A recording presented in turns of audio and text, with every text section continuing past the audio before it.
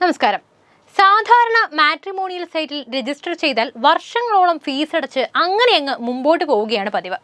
നമ്മുടെ നാട്ടിൽ അത്തരത്തിൽ പെൺകുട്ടിയെ കിട്ടാൻ അല്ലെങ്കിൽ നല്ലൊരു പാർട്ട്ണറെ കിട്ടാൻ വർഷങ്ങൾ കാത്തിരിക്കണം.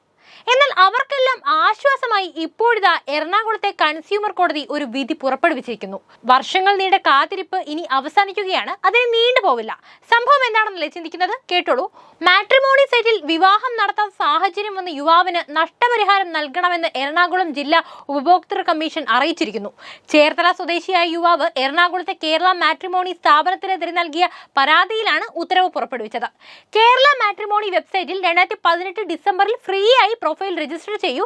അതിനുശേഷം വെബ്സൈറ്റിന്റെ ഓഫീസിൽ നിന്നും പലതവണ അവർ ബന്ധപ്പെടുകയും തുക നൽകിയാൽ വധുവിന്റെ വിവരങ്ങൾ നൽകുകയും ചെയ്യും. രജിസ്റ്റർ ചെയ്താൽ വിവാഹം നടത്തുന്നതിന് എല്ലാ സഹായവും ചെയ്തു നൽകാമെന്നും വാഗ്ദാനം നൽകി.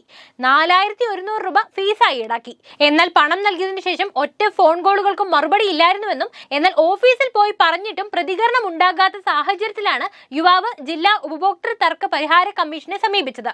2019 ജനുവരി മുതൽ 3 മാസത്തേക്ക് 4100 രൂപയ്ക്ക് ക്ലാസിക്കൽ പരാതിക്കാരൻ രജിസ്റ്റർ ചെയ്ത പാക്കേജ് 2000-ലെ IT ആക്ട് പ്രകാരം രജിസ്റ്റർ ചെയ്ത ഇടനിലക്കാർ മാത്രമാണ് തങ്ങളെന്നും സേവന കാലാവധി ഉറപ്പു നൽകിയിരുന്നില്ലെന്നും കോടതിയിൽ കേരള മാട്രിമോണി വ്യക്തമാക്കി. വിവാഹം നടക്കുമെന്ന് ഉറപ്പു നൽകി പരസ്യങ്ങൾ നൽകി ആകർഷിച്ച ശേഷം ഉത്തരവാദിത്തത്തിൽ നിന്നും ഒഴിവാകുന്ന നടപടി കോടതി വിലയിരുത്തി. രജിസ്ട്രേഷൻ ഇനത്തിൽ ചെലവായ 4100 രൂപ നൽകുന്നതിനും കൂടെ 28,000 രൂപ നഷ്ടപരിഹാരമായും എതിർകക്ഷി പരാതി നൽകുന്നതിന് DB ബിനു അധ്യക്ഷനും V രാമചന്ദ്രൻ DN ശ്രീവിദ്യ എന്നിവർ അംഗങ്ങളുമായ ബെഞ്ച് എതിർകക്ഷികൾക്ക് ഉത്തരവ് നൽകി. അതുകൊണ്ട് തന്നെ ഇനി ഇങ്ങനെ നാട്ടുകാരെ പറ്റിച്ച് അവർ പണം സമ്പാദിക്കില്ല.